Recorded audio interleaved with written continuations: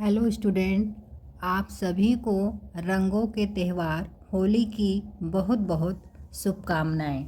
आज मैं आपको वृंदावन लाल वर्मा के उपन्यास झांसी की रानी पर कुछ प्रश्न बनाकर ले आई हूँ, जो आपके पाठ्यक्रम हिंदी गद्य में सम्मिलित है।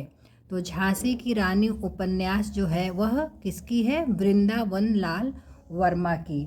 वृंदावन लाल वर्मा जी जो हैं हिंदी के सर्वश्रेष्ठ ऐतिहासिक एवं सामाजिक उपन्यासकार थे।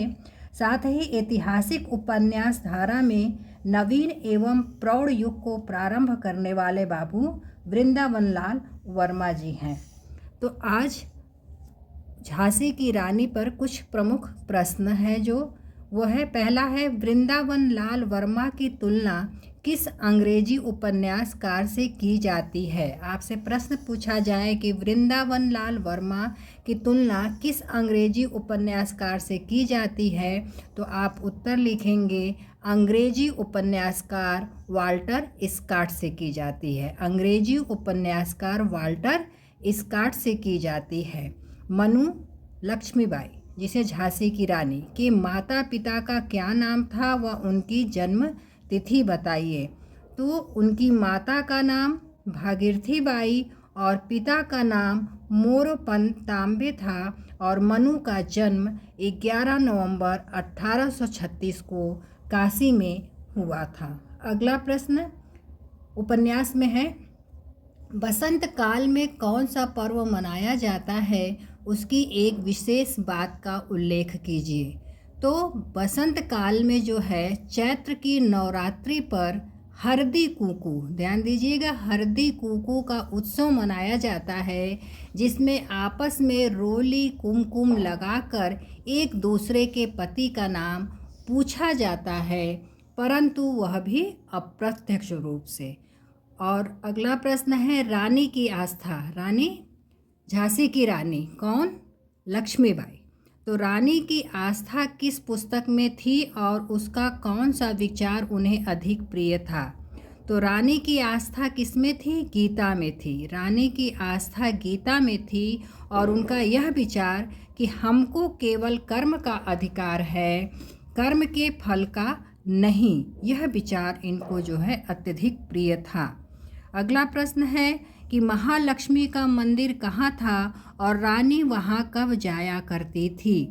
तो महालक्ष्मी का मंदिर कहाँ था, रानी वहाँ कब जाया करती थी? तो रानी वहाँ पर मंगल और शुक्र के दिन जाया करती थी, जो लक्ष्मी फाटक के बाहर लक्ष्मी ताल के ऊपर था। ध्यान दीजिएगा, आपको इसकी कथा वस्तु को पढ़ना होगा, ये आपके बीए तृतीय सेमेस्टर के पाठ्यक्रम में सम्मिलित है। अगला क्रम में है कि युद्ध के विषय में रानी की क्या मान्यता थी? युद्ध के विषय में रानी की क्या मान्यता थी? तो रानी की मान्यता थी, मतलब वो मानती थी कि युद्ध जो है अपने जीवन और धर्म की रक्षा के लिए तथा अपनी संस्कृति और कला को बचाने के लिए है। अगला प्रश्न है आपका कि बुंदेलखंड के रजवाड़े बुझे हुए दीपक हैं।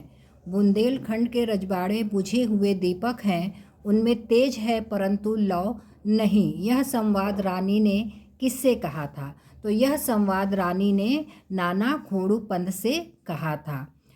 अगला प्रश्न है कि रानी के गोद लिए हुए पुत्र का क्या नाम था? तो रानी के गोद लिए हुए पुत्र का नाम दामोदर राव था। झांसी की रानी उपन्यास में किसकी गाथा पिरोई गई है? झांसी की रानी उपन्यास में स्वतंत्रता संग्राम की गाथा को दर्शाया गया है। सन 1858 में झांसी राज्य को कब्जे में करने के लिए किसके नेतृत्व में झांसी पर हमला किया गया? तो आप लिखेंगे सर ह्यूरोज। किसके? सर ह्यूरोज के नेतृत्व में झांसी पर हमला किया गया। आपको झांसी की रानी उपन्यास के कुछ प्रमुख पात्रों के नाम भी बताते चलूँ।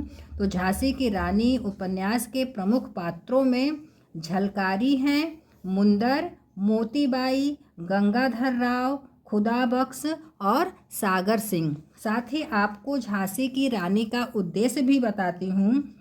जैसा आप सभी जानते हैं कि किसी भी लेखक की रचना में कोई न कोई उद्देश्य अवश्य होता है तो झांसी की रानी उपन्यास में रानी लक्ष्मीबाई के विलक्षण शौर्य, वीरता, त्याग, बलिदान एवं नेतृत्व शक्ति को प्रस्तुत किया गया है तथा 1857 के स्वतंत्रता संग्राम को राष्ट्रव्यापी क्रांति के रूप में दर्शाया गया है। यही इसका मुख्य उद्देश्य माना जा सकता है। आज के लिए इतना ही। धन्यवाद।